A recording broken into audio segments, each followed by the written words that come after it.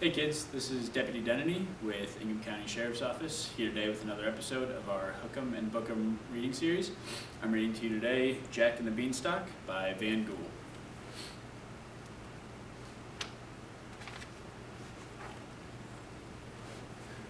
Jack and his widowed mother lived together in a small cottage in the forest. They had a spotted cow that gave rich milk, more than they could drink. So they made cheese and butter from the extra milk to sell at the market. But one morning, the cow went dry. There was no milk to drink and no food to sell. When Jack saw how worried his mother was, he stopped playing with his pet squirrel Phil and said, "It's all right, Mother. We'll take the cow to the market and sell her. Then we'll have money to live on."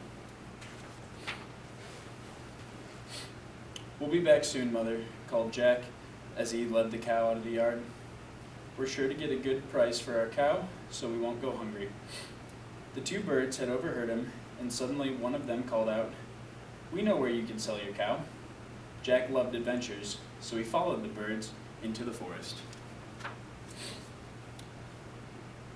The path showed by the birds led a little group to an old man. Leaning on a staff deep in the woods. "So, you want to sell the fine-looking cow, do you?" the old man asked as one of the birds perched on his hat. "I'll take her gladly in exchange for these magic beans." He showed Jack a handful of beautifully colored beans. Jack was tempted by the brilliant colors and by the word magic. He handed over the cow's halter and ran home with the beans. "Mother, look," Jack cried, rushing into the cottage. "What?" exclaimed his mother.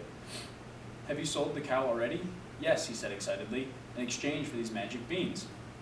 But Jack's mother was very upset when she found he had gotten no money for the cow. "What will we live on?" she said angrily. "These are worthless," and she threw the beans into the yard. Jack and his mother went to bed sadly that night, after eating up the last of their food. But imagine Jack's surprise when one of the birds had met a vine so large that its leaves were bursting through his window. The enormous beanstalk overnight. Jack ran outside. The beanstalk reached so high above the cottage that it disappeared into the clouds. Eagerly, Jack began to climb.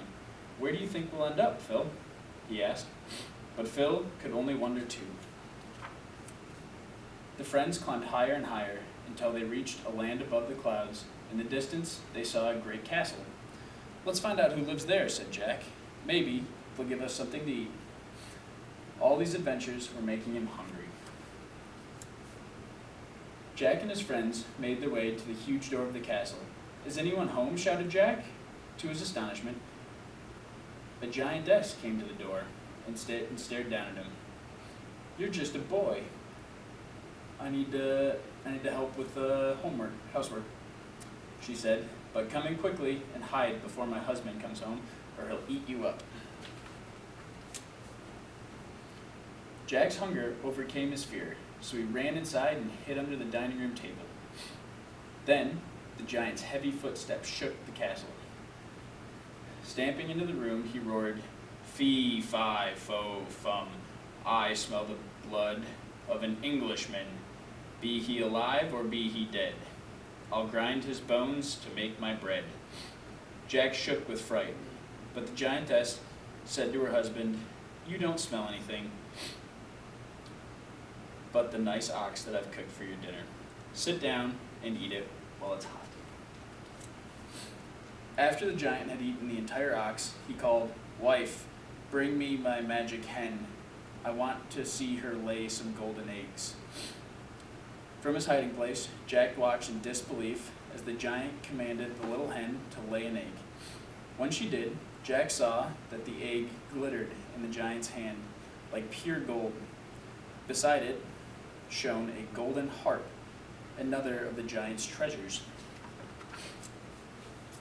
When the giant fell asleep at the table, Jack sprang out of hiding and seized the magic hen. With his heart hammering, he sped towards the window with the hen tucked under his arm. The hen chuckled with alarm when Jack and Phil leaped out the window. They raced across the plain toward the beanstalk. When the hen saw how far it was to the ground, she squawked so loudly that Phil tried to hush her. He was afraid she would awaken the giant. It was too late. The hen's outcry had already aroused the monster. His heavy tread shook the ground like an earthquake as he pursued them. That club of his could fell a tree, cried Jack, as he and Phil scrambled down the beanstalk as fast as they could. Jack's mother was so happy to see him back safe that she burst into tears. Then Jack showed her the magic hen and told her about the golden eggs. "We'll never be poor again, Mother," he said, proudly, as the little household was filled with rejoicing.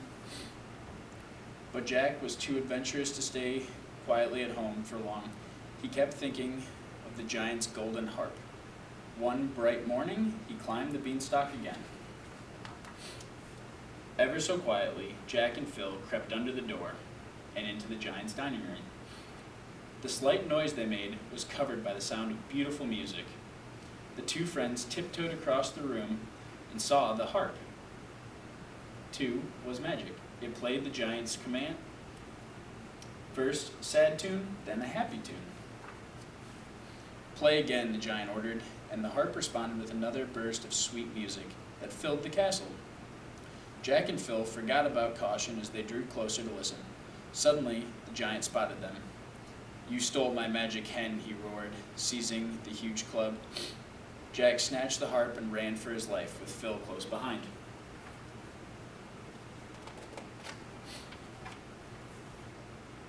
"Hurry," cried their guide.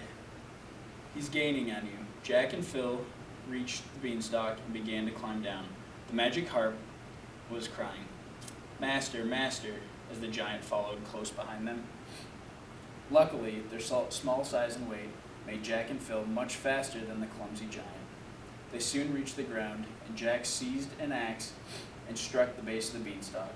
He chopped with all his strength. Just as it seemed the giant would catch up with them, the great beanstalk began to sway back and forth. Then, with a loud crack, it crashed to the ground. The giant fell with it and lay motionless. "Look, Mother," cried Jack.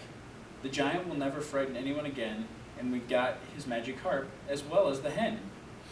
With that faithful bird who had guided Jack through his adventures took flight, and Jack and his mother went into the cottage. "What a brave, clever boy you are," said Jack's mother, giving him a hug, "and how glad I am now that you went adventuring." And just as they lay, should they lived happily ever after.